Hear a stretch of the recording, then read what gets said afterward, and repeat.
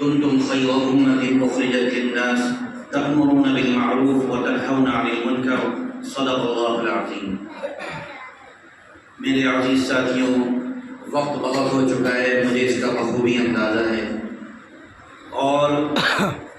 کبھی کبھی ایسا ہوتا ہے کہ میں سامعین کو بھی دیکھ رہا ہوں کہ ان کی آنکھوں کی چمک بھی کم ہو رہی ہے، کیونکہ وقت واقعی اپنی حد گزار چکا ہے، اور ابھی اس سے پہلے بھی تقاریر ہو چکی ہیں، اور ابھی یہ دلدوز اور جانسوز نعت پاک بھی آپ لوگوں نے سماعت فرما لی ہے۔ میں آپ لوگوں کے سامنے چند منٹ حائر ہوں گا، لیکن جتنے منٹ میں آپ کے سامنے حاضر رہوں گا، اللہ سے دعا ہے کہ اللہ رب العزت مجھ سے حق اور سچ اور عقیدے کے مطابق بات کہنے کی توفیق عطا فرمائے۔ بس ضرورت اس بات کی ہے کہ تھوڑی سی توجہ میری طرف دے دیجیے گا۔ آج کل کے حالات کے اعتبار سے جس طریقے کے حالات چل رہے ہیں، آج ہمارے یہاں لکھنؤ شہر کا ماحول جو ہے وہ مختلف نظر آنے لگتا ہے۔ محرم الحرام کا جب مہینہ آتا ہے تو ہمارے لکھنؤ شہر کا ماحول مختلف ہو جاتا ہے۔ یہ بات میں اکثر جگہ کہہ رہا ہوں، میں اصل مقصد پر آپ کے سامنے آنا چاہتا ہوں کہ ہمارے سامنے اس وقت چھوٹے چھوٹے بچے اور نوجوانوں کی کثرت ہے، اور انہی لوگوں کو بتانے کے لیے، ان کو سمجھانے کے لیے، اور جو بچے، جو نوجوان بھائی ہمارے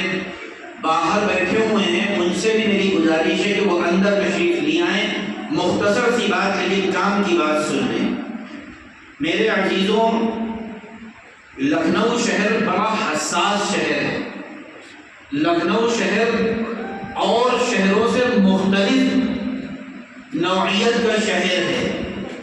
ہندوستان کا ہر شہر، ہر ملک، ہر صوبہ اپنی الگ پہچان رکھتا ہے، لیکن لکھنؤ شہر اپنی ایک الگ پہچان رکھتا ہے۔ اس لکھنؤ شہر کے اندر ہمارے یہاں کیا بتائیں، لوگ یہ کہتے ہیں کہ ہم لوگوں کو ایک چیز کا بڑا ہم لوگوں کے ساتھ معاملہ پیش آتا ہے کہ ہم لوگوں کے ساتھ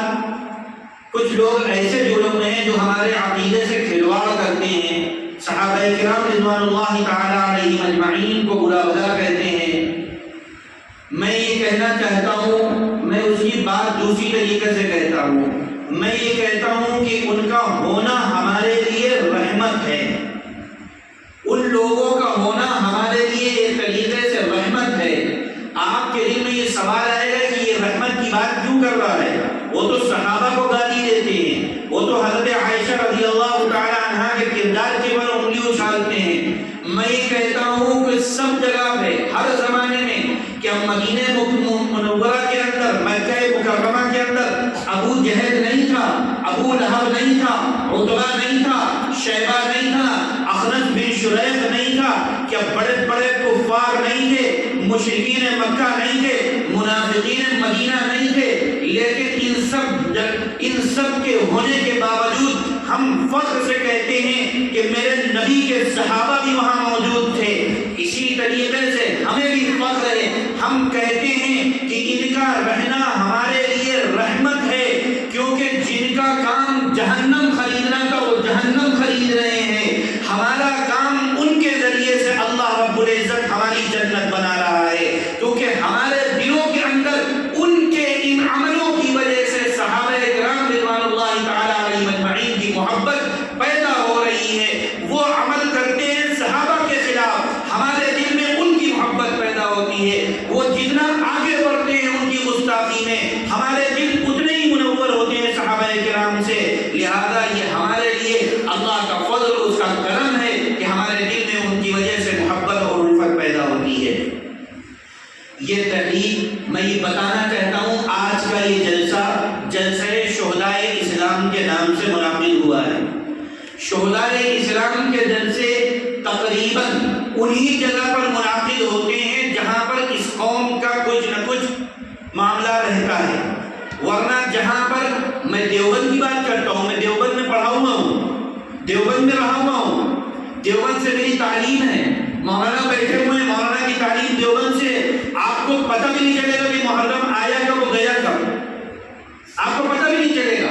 محرم آیا کب گیا کب۔ کیوں؟ کیونکہ وہاں پر اس طریقے کی قوم ہے ہی نہیں، اور جب ان طریقے لوگ ہیں نہیں وہاں پر تو اس کی مخالفت بھی نہیں ہے، اور جب اس کی مخالفت نہیں ہے تو لوگوں کو معلوم بھی نہیں ہے۔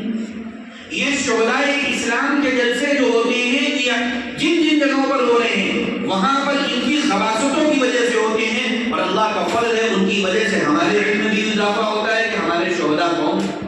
ہم کو بھی معلوم ہوتا ہے کہ شہدائے کرام کون ہیں، ہم کو بھی ان کے بارے میں علم ہوتا ہے۔ لہذا میرا کہنے کا مقصد یہ ہے کہ جو تحریک لکھنؤ سے شروع ہوئی تھی، جو تحریک لکھنؤ سے شروع ہوئی تھی،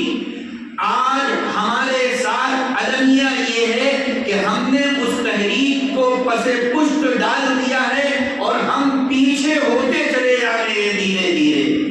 جن بزرگوں نے ہمارے لیے قربانی دی تھی، جن بزرگوں نے، جن بڑوں نے، جن اکابرین نے اس تحریک کو شروع کرنے کے لیے، اس تحریک کے لیے جن لوگوں نے اپنے آپ کو خون کا نذرانہ پیش کیا تھا، اپنے جانوں کو لٹایا، اپنے مالوں کو لٹایا، اپنے بیوی بچوں کو محروم کیا، آج ہم اس چیز سے غافل ہوتے چلے جا رہے ہیں۔